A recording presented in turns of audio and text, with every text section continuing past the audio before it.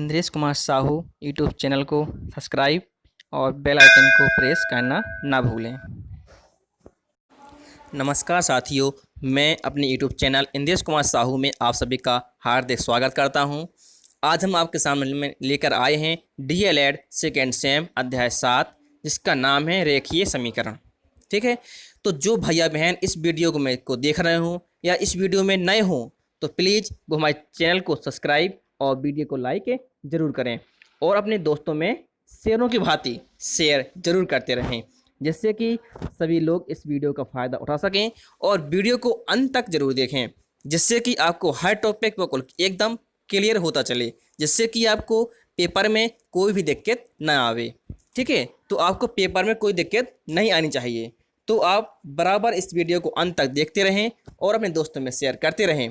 तो चलो हम आगे चलते हैं अपने टारगेट की ओर। हमारा टारगेट है, हम पढ़ेंगे आज रेखीय समीकरण। ठीक है, अध्याय 7 है, रेखीय समीकरण के बारे में हम पढ़ेंगे। तो हमने यही पहली हेडिंग हमने ली है, रेखीय समीकरण, जिससे कि आप रेखीय समीकरण के बारे में जान जाओ, उसको पहचान जाओ कि रेखीय समीकरण आखिर क्या कहलाता है। ठीक है, तो ऐसे समीकरण जिसमें ऐसा पद, ऐसे समीकरण जिसमें ऐसा बहुपद उपस्थित होता है जिसके चर की घात 1 हो। ठीक है, जो चर होता है हमारा उसकी घात क्या होनी चाहिए? 1 होनी चाहिए, तो हमारा रेखीय समीकरण कहलाता है।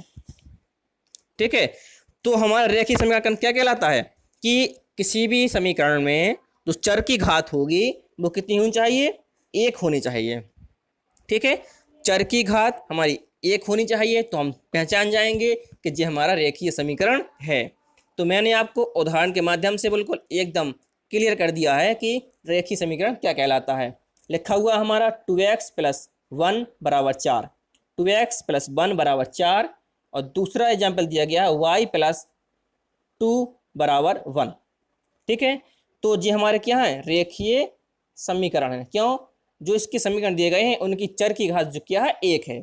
तो हमारे पहले समीकरण में x चर है तो इसकी घात 1 है, दूसरे समीकरण में y हमारा चर है तो उसकी भी घात 1 है। तो ये हमारे समीकरण रेखीय समीकरण कहलाते हैं। तो अब चलते हैं अपने सवालों की ओर कि इस रेखीय समीकरण से संबंधित सवाल किस प्रकार से हमारे DLED पेपर में पूछे जाते हैं।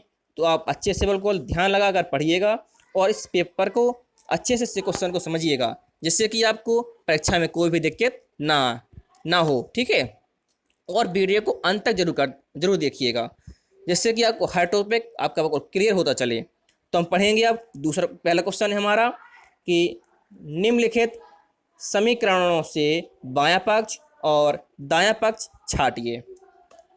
ठीक है, तो बायां पक्ष और दायां पक्ष हमको क्या करना है? छाटना है।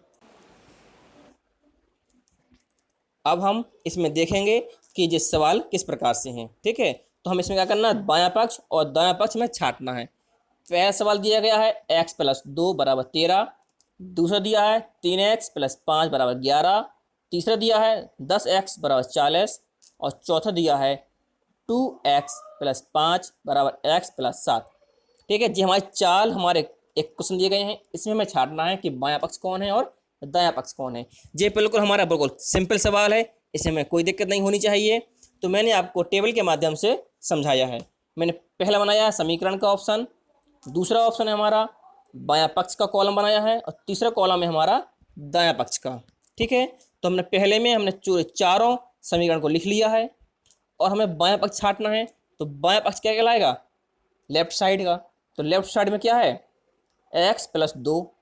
ठीक है, तो x + 2 हमारा बायां होगा और दायां होगा 13। ठीक है, तो हमने बायां पक्ष में लिखा x + 2 और दायां पक्ष में लिखा 13। इसी प्रकार से दूसरे में 3x + 5 होगा हमारा बायां पक्ष और 11 होगा दायां पक्ष। ठीक है, और 10x होगा हमारा बायां पक्ष और 40 होगा दायां पक्ष। ठीक है, इसी प्रकार से हम चौथा भी कर सकते हैं। ठीक है, तो इस प्रकार के भी सवाल हमारे DLED पेपर में पूछे जा सकते हैं। तो आपको हर एक पॉइंट हमें क्लियर होना चाहिए, तो आपको क्लियर होता चलेगा। आपको ध्यान से बिल्कुल मग्न लगा के पढ़ते जाइए, जिससे कि आपको हर टॉपिक आपको बिल्कुल क्लियर होता चले। मैं आपको बहुत ही अच्छे से समझा रहा हूँ कि जिससे कि आपको कोई भी दिक्कत परीक्षा में ना हो सके। ठीक है, तो अब हम पढ़ेंगे दूसरा क्वेश्चन है हमारा कि दूसरा है समीकरण x प्लस 2 बराबर 5 को त्रुटि एवं प्रयत्न विधि या तालिका विधि द्वारा ज्ञात कीजिए। ठीक है, हमें यहाँ पर x का मान ज्ञात करना है, लेकिन तालिका विधि से।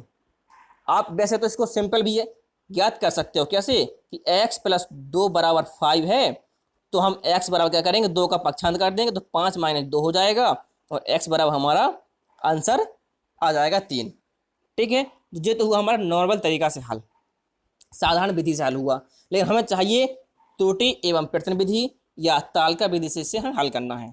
तो तालिका विधि से हल कैसे करेंगे वो आपको मैं समझा रहा हूँ, तो आप अच्छे से वो समझिएगा। तो हमने एग्जाम्पल के माध्यम से हमने आपको समझाने की कोशिश कर रहे हैं, तो आप अच्छे से बिल्कुल समझें, जिससे कि आपको पेपर में कोई दिक्कत ना आए। और जो भाई बहन नए हों तो वो प्लीज़ हमारे चैनल को सब्सक्राइब जरूर करें, जिससे कि आपको कोई भी वीडियो अपलोड होती है तो आपको तुरंत उसका नोटिफिकेशन मिल सके। तो हमारा सवाल दिया है x प्लस 2 बराबर 5। ठीक है, तो हमने पहला कॉलम बनाया x के विभिन्न मान के लिए, दूसरा बनाया है बायां पक्ष x प्लस 2 का मान, और तीसरा है दायां पक्ष का मान। ठीक है, तो हमें x के मान यहाँ पर अपने मन से रखना है। तो हमने x के मान हमने मान लिए 0, 1, 2, 3 तक। ठीक है, हमने 3 तक हमने x के मान मान लिए। अब जी x के मान हमें बाएं पक्ष में रखना है, क्यों? क्योंकि बाएं पक्ष में हमारा x दिया गया है, बाएं पक्ष में हमारा x दिया गया है, तो x का मान हमने पहले लिखा 0, तो 0 प्लस 2 बराबर 2 आया। ठीक है, तो हमारा बायां पक्ष हमारा 2 आया है, लेकिन हमारा जो दायां पक्ष है वो क्या है, 5 है। जो हमारा दायां पक्ष है वो क्या है, 5 है। तो जी अभी मान हमारा x का मान 0 नहीं माना जाएगा। फिर हमने 1 रखा, तो 1 प्लस 2 बराबर 3 हुआ, 3 और हमारा दायां पक्ष है 5, तो ये भी हमारा बराबर नहीं आया, तो x का मान हमारा 1 भी नहीं होगा। अब हमने x का मान 2 रखा, तो 2 प्लस 2 बराबर 4 आया, तो लेकिन हमारा जो हमारा दायां पक्ष है वो 5 दिया गया है, तो ये भी हमारा पक्ष बराबर नहीं आए हैं। अब हम x का मान 3 रखेंगे, तो 3 प्लस 2 बराबर 5 हुआ, और दायां पक्ष भी 5 दिया गया है। ठीक है, तो दोनों पक्ष हमारे क्या आ गए, इक्वल टू आ गए, तो हमारा x का मान 3 कहलाएगा। तो मैंने कुछ भाषा के माध्यम से आपको बताया है कि x के विभिन्न मानों में से केवल 3 ऐसा मान है जो समीकरण को संतुष्ट करता है। मैंने आपको बताया था कि ये 2 मान क्या बराबर आ गए, दायां पक्ष और बायां पक्ष दोनों बराबर आ गए, तो क्या है, संतुष्ट करता है। तो x के विभिन्न मानों में से केवल 3 ऐसा मान है जो समीकरण को संतुष्ट करता है, अतः x बराबर 3 समीकरण का हल होगा। तो x का मान हमारा कितना आ गया, 3 आ गया। तो मैं आशा करता हूँ कि आपको तालिका विधि समझ में आई होगी। यदि आपको सवाल समझ में आते हैं तो लाइक, शेयर और सब्सक्राइब जरूर करें। अब हम चलेंगे अपने नेक्स्ट क्वेश्चन की ओर। दूसरा क्वेश्चन भी हमारा यही है कि समीकरण x प्लस 8 बराबर 5 को त्रुटि एवं प्रयत्न विधि या तालिका विधि द्वारा ज्ञात कीजिए। ठीक है, तो इसमें आपको पहला कॉलम बनाना है x के विभिन्न मान के लिए, दूसरा बायां पक्ष का मान, तीसरा दायां पक्ष का मान। ठीक है, तो यहाँ पर भी आपको क्या करना है, x के मान लेने हैं अपने मन से। ठीक है, पहले हमें 0 माना, 1 माना, 2 माना, -1 माना, -2 माना और -3 माना। ठीक है, तो हमने जब मान हमने क्या किए, मान लिए। तो अब क्या करेंगे, हम पहले 0 का मान रखेंगे, x का 0 का मान रखेंगे, तो 0 प्लस 8 बराबर 8। लेकिन हमारा जो बायां पक्ष है तो उसका मान 8 आया, और जो दायां पक्ष है उसका मान 5 आया, तो जो हमारा x बराबर 0 समीकरण को संतुष्ट नहीं कर रहा है। ठीक है, फिर हमने 1 रखा, तो हमारा बायां पक्ष 9 आया और दायां पक्ष हमारा 5 है, तो ये भी हमारा समीकरण को संतुष्ट नहीं कर रहा है। फिर हमने 2 मान रखा, तो 2 प्लस 8 बराबर 10 हुआ, और 5 हमारा दायां पक्ष है, तो ये भी समीकरण को संतुष्ट नहीं कर रहा है। देखो, जब हम पॉजिटिव मान रख रहे हैं, प्लस के मान रख रहे हैं, तो हमारे मान क्या हो रहे हैं, बढ़ रहे हैं। ठीक है, 8 आया, 9 आया और 10 आया, तो जैसे भी हम प्लस के मान रखते जा रहे हैं तो हमारे मान बढ़ते जा रहे हैं, लेकिन हमें मान 5 चाहिए। जब प्लस में क्या है, मान बढ़ रहे हैं, तो प्लस में मान हम नहीं रखेंगे, 2 तक हम मान ही रखेंगे, फिर रखेंगे माइनस में। अब हम माइनस का 1 रखेंगे तो 7 आया, लेकिन दाएं पक्ष दिया है 5, तो ये भी हमारा समीकरण को संतुष्ट नहीं कर रहा है। -2 रखेंगे तो 6 आ रहा है, लेकिन 5 दिया है हमारा दाएं पक्ष, ये भी समीकरण को संतुष्ट नहीं कर रहा है। अब रखेंगे -3, ठीक है। अब -3 रखेंगे तो -3 + 8 = 5। अब हमारा 5 आ गया बायां पक्ष और दायां पक्ष भी दिया है 5, तो ये हमारा समीकरण को संतुष्ट कर रहा है। तो हम अब क्या लिखेंगे नीचे, आप लोग को समझती जाइए। अब हम नीचे लिखेंगे x के धनात्मक मान रखने पर बाएं पक्ष का मान क्या है, दाएं पक्ष से बढ़ रहा है। मैंने आपको बताया था कि जो बाएं पक्ष था वो 8, 9 और 10 आ रहे थे, लेकिन जो हमारा दाएं पक्ष था वो 5, 5 मान दे रहा है। जो हमारा दाएं पक्ष था वो 5 था, लेकिन बाएं पक्ष हमारे क्या थे, बढ़ रहे थे। कब, जब हमारे मान हम पॉजिटिव रख रहे थे। जब हम मान पॉजिटिव रख रहे थे, प्लस में रख रहे थे, तो मान क्या है, बढ़ रहे थे। अतः x के ऋणात्मक मान रखने पर जब हमने मान क्या किया, माइनस में रखे, तो x बराबर -3 के लिए समीकरण संतुष्ट हो जाता है।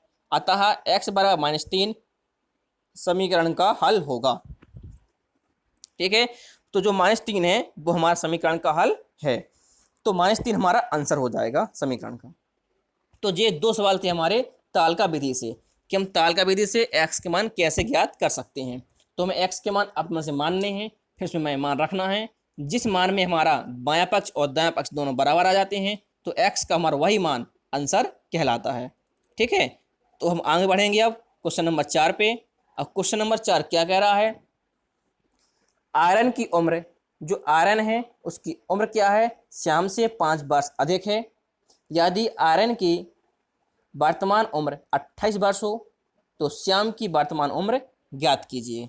तो हम क्या करेंगे, हमें श्याम की वर्तमान आयु पूछ रहा है, तो मानेंगे कि माना श्याम की वर्तमान आयु x है और आयरन की वर्तमान आयु 28 दी गई है। सवाल में भी आयरन की वर्तमान आयु दी गई है। ठीक है, अब शर्त क्या कह रहा है, शर्त कह रहा है कि श्याम से जो आयरन की उम्र है, श्याम से कितनी है, 5 वर्ष अधिक है। तो हम लिखेंगे प्रश्नानुसार आयरन की उम्र होगी श्याम की उम्र से 5 वर्ष अधिक। तो आयरन श्याम की थी 5, ये श्याम की थी x वर्ष, क्या थी, x वर्ष, और आयरन की उम्र क्या बता रहा है कि 5 वर्ष अधिक है। तो x + 5 हमारी आयरन की उम्र हो जाएगी। ठीक है, तो और आयरन की वर्तमान आयु कितनी दी गई थी, 28। तो x + 5 28 दोनों उम्र क्या है, बराबर हो जाएंगी। क्यों, x + 5 और बराबर 28 दोनों आयरन की ही उम्र हैं और वो भी वर्तमान उम्र हैं दोनों की। ठीक है, तो दोनों मान हमारे बराबर हो जाएंगे। तब यहाँ से x का मान निकालेंगे, तो 5 का करेंगे पक्षांतर। हम सभी लोग जानते हैं जब 5 का पक्षांतर करेंगे तो पक्षांतर करने पर चिन्ह बदल जाते हैं। तो प्लस का 5 है तो माइनस का 5 हो जाएगा, तो x बराबर आएगा 23। तो 28 में से 5 घट जाएगा तो 23 हमारा x का मान आएगा। तो x हमने क्या माना था, श्याम की आयु, श्याम की आयु हमने क्या मानी थी, x मानी थी, तो x आ गया 23 वर्ष। ठीक है, तो 23 वर्ष हमारा आंसर होगा। ठीक है, अब चलेंगे हम नेक्स्ट क्वेश्चन की ओर। अब हमारा नेक्स्ट क्वेश्चन कह रहा है कि 2 संख्याओं का योग 24 है, 2 संख्याओं का योग 24 है, तो उनमें से एक संख्या दूसरे की दुगनी है, दूसरे की दुगनी है, तो संख्याएं ज्ञात कीजिए। ठीक है, तो क्या कह रहा है, दूसरे की दुगनी है। एक संख्या, जो एक संख्या दी गई है वो दूसरे की क्या है, दुगनी है। तो माने कि माना दूसरी संख्या x है, तो पहले कितनी हो जाएगी, 2x। क्यों, दूसरे की दुगनी कह रहा है वो, तो दूसरी संख्या कितनी हो जाएगी, दूसरी संख्या हमने मान ली x और पहली हो जाएगी 2x। ठीक है, अब शर्त कह रहा है कि 2 संख्याओं का योग दिया है 24, 2 संख्याओं का योग दिया है 24, तो हम मान लेंगे पहली संख्या हो गई हमारी 2x हमने मानी थी और दूसरी थी x, दोनों को जोड़ देंगे बराबर 24 करेंगे। तो दोनों संख्याएं क्या है हमारी x के रूप में है, तो दोनों संख्या जोड़ेंगी तो 3x हो जाएगा। 3x बराबर 24 और x बराबर 24/3, तो x का मान आ गया 8। ठीक है, तो आपको जो समझ में आया होगा कि x का मान कितना आ गया, 8 आ गया। तो x का मान हमने क्या माना था, दूसरी संख्या, तो x का मान हमने माना था दूसरी संख्या, तो दूसरी संख्या आ गई 8 और पहली संख्या हो जाएगी 16। ठीक है, तो 2x, x का मान 8, तो 8 दूनी 16, तो दोनों संख्या हमारी ज्ञात हो गई। तो दोनों संख्या हमारी ज्ञात हो गई, तो हमारे दोनों ये आंसर आ गए। ठीक है, अब हम चलेंगे नेक्स्ट क्वेश्चन की ओर। यदि किसी को सवाल समझ में ना आ रहे हो तो वो मेरे कमेंट बॉक्स में कमेंट करके हमें बता सकता है कि सर हमें यहाँ पर समझ में नहीं आया है, तो मैं कोशिश करूँगा कि दोबारा आपकी समझाने की। ठीक है, सवाल 6 दिया है कि दो संख्याओं का अंतर 48 है, उनमें से बड़ी संख्या में छोटी संख्या से भाग देने पर भागफल 5 और शेष फल 0 है, दोनों संख्याएं ज्ञात कीजिए। ठीक है, पढ़ लीजिए सवाल को। सवाल में कुछ नहीं है, क्या कह रहा है, अंतर दिया 48, जब हम छोटी संख्या से बड़ी संख्या में भाग देते हैं तो भागफल हमारा 5 आता है, लेकिन शेषफल 0 आता है, तो दो हमारी दोनों संख्याएं ज्ञात करनी है। तो हम क्या करेंगे, हम पहले एक संख्या मानेंगे x, एक संख्या मान लेंगे छोटी संख्या x मान लेंगे, तो दूसरी कितनी हो जाएगी, मतलब बड़ी संख्या x प्लस 48 हो जाएगी। क्यों, अंतर दे रहा दोनों का, जब दोनों का अंतर दे रहा है तो हमारी दूसरी संख्या में क्या हो जाएगी, x में 48 ऐड हो जाएगा, जुड़ जाएगा। यदि हम इसका अंतर निकालेंगे कि x माइनस एक्स, हम क्या करेंगे, इसका हम अंतर निकालेंगे। यदि देखो दो संख्या अंतर कह रहा है तो हमें दो संख्या में ये मान ली हमने, पहली x और दूसरी x प्लस 48। अब तुम कहो कि दूसरी हमने x प्लस 48 क्यों मानी है, यहाँ तो अंतर कह रहा है, तो हम देखो अंतर क्या करता है, दूसरी से पहली घटाना चाहिए। तो हमने देखो x प्लस 48 और माइनस एक्स किया, x से x कट गया तो कितना आया आंसर 48। अंतर क्या आ गया, 48 आ गया। वही कह रहा है कि अंतर 48 है, तो हमने ये दूसरी संख्या में x प्लस 48 जोड़ दिया। ठीक है, अब क्या है, सवाल में कह रहा है कि शेषफल क्या था, 0 था, और भागफल क्या था, 5 था। ठीक है, और वो कह रहा था कि छोटी संख्या से बड़ी संख्या में भाग देने पर, तो हमने छोटी संख्या क्या थी, x थी, हमने x का भाग दिया x प्लस 48 में, तो कितने बार जाएगा, 5 बार। क्यों, क्योंकि भागफल हमारा 5 दिया गया है, शेष कितना आएगा, 0। x क्या कहलाएगा हमारा, भाजक, x प्लस 48 क्या कहलाएगा, भाज्य। तो हम क्या सबके मान पता हो गए, तो हम सबके जब मान पता हो गए तो हम एक सूत्र जानते हैं, क्या, भाज्य बराबर भाजक प्लस भागफल प्लस शेषफल। ठीक है, तो भाज्य बराबर हो जाएगा हमारा x प्लस 48 बराबर x गुणा 5 प्लस 0। ठीक है, इसको हल करेंगे तो x प्लस 48 होगा बराबर 5x होगा।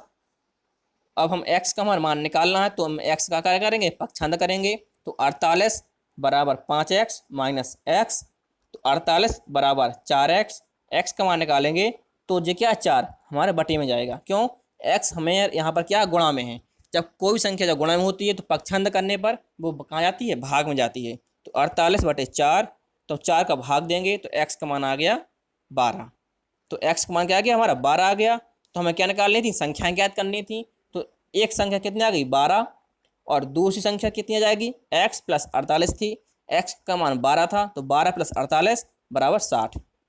ठीक है, तो दूसरी संख्या हमारी कितनी आ गई, 60 आ गई है। तो एक संख्या हमारी 12 है, दूसरी 60 है जी, तो ये दोनों संख्या हमारी ज्ञात हो गई। ठीक है, अब चलेंगे हम नेक्स्ट क्वेश्चन की ओर। अब हमारा नेक्स्ट क्वेश्चन क्या कह रहा है, अब देखो थोड़ा मैं जूम किए दे रहा हूं जिससे कि आपको स्पष्ट सवाल दिख जाए। दो अंकों की संख्या का इकाई का अंक दहाई के अंक से एक अधिक है। ठीक है, दो अंकों की संख्या दी गई है और कह रहा है कि इकाई का अंक जो है दहाई के अंक से एक अधिक है, यदि संख्या अंकों के जोड़ के जो संख्या बनेगी हमारी इकाई और दहाई से, उसके अंकों का योग, जबकि इकाई और दहाई के अंकों को जोड़ेंगे तो 5 गुने से 3 अधिक है, तो संख्या ज्ञात कीजिए। हमें संख्या पर ज्ञात करना है। तो आप, मैं जानता हूं कि आपने सवाल पढ़ लिया है और समझ में आ गया भी होगा, आपको सवाल समझ में आ गया भी है। तो यदि आपको सवाल समझ में आ गया तो देखो हम सॉल्व करेंगे, सवाल को सॉल्व करेंगे तो माना इकाई का अंक हमने मान लिया x है, दहाई का अंक मान लिया कि y है, इन दो अंकों से संख्या बनाएंगे तो संख्या बराबर 10y प्लस एक्स, ये हमारी दो अंकों से बनी संख्या कहलाती है। दो अंकों से बनी संख्या 10x plus 10y plus x होती है। तो आप इससे याद कर लेंगे कि दो अंकों से बनी संख्या होती है हमारी 10y प्लस एक्स। ठीक है, अब हमारी पहली शर्त क्या थी, पहली शर्त थी कि इकाई का अंक दहाई के अंक से एक अधिक है।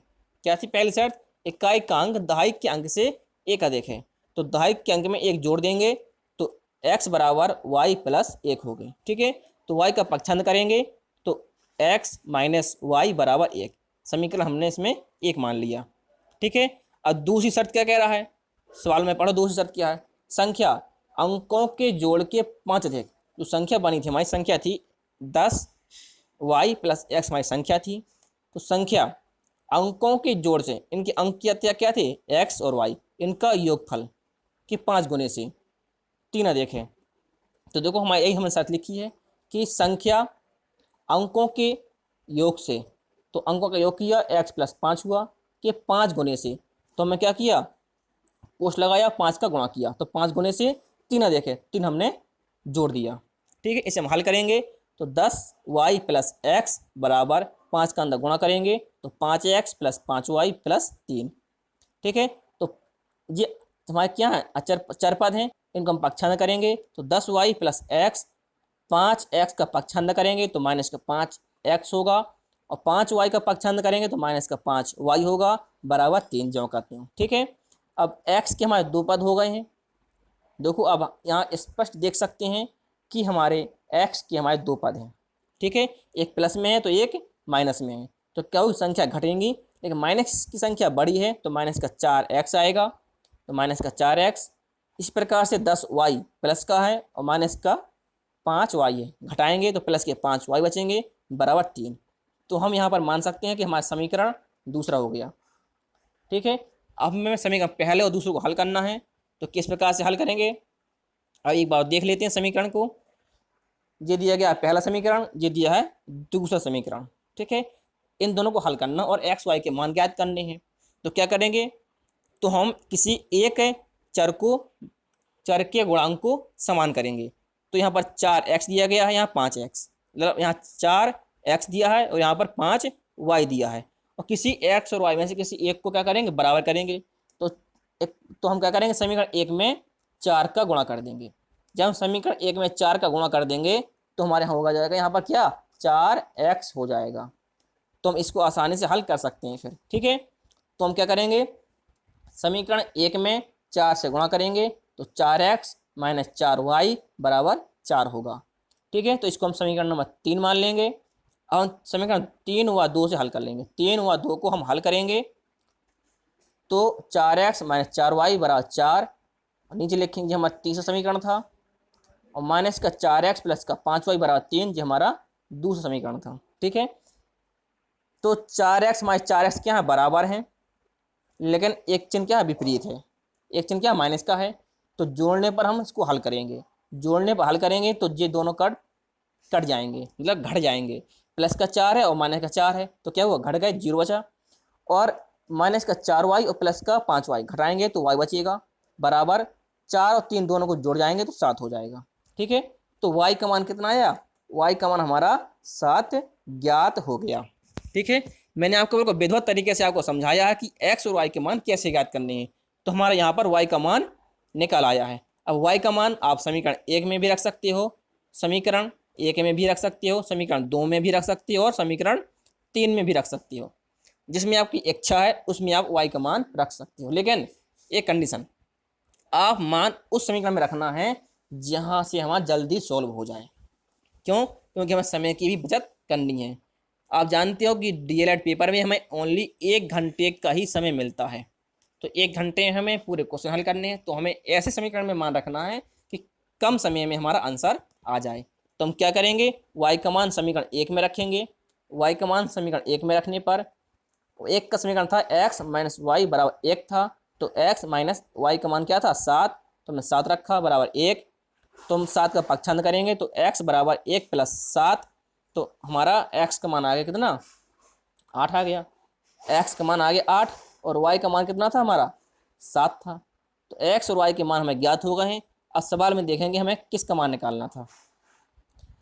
सवाल में क्या था, वह है संख्या बताइए, तो हमें संख्या ज्ञात करनी थी। संख्या क्या है हमारी, संख्या j थी, तो इसमें हम x और y के मान रख देंगे। तो क्या करेंगे, इसमें हम x y के मान रखेंगे, तो संख्या बराबर 10y प्लस एक्स, तो 10 गुणा 7 प्लस 8, 70 प्लस 8 तो 78, संख्या आई हमारी 78। ये हमारा आंसर हुआ। तो मैं आशा करता हूँ कि आपको हमारी वीडियो पसंद आई होगी। यदि आप सभी को, भाइयों बहनों को, हमारी वीडियो पसंद आती है तो हमारी वीडियो को लाइक और चैनल को सब्सक्राइब जरूर करें। आप पढ़ते रहिए, आगे बढ़ते रहिए। हमारी मुलाकात अगली वीडियो में फिर होगी। तब तक के लिए नमस्कार।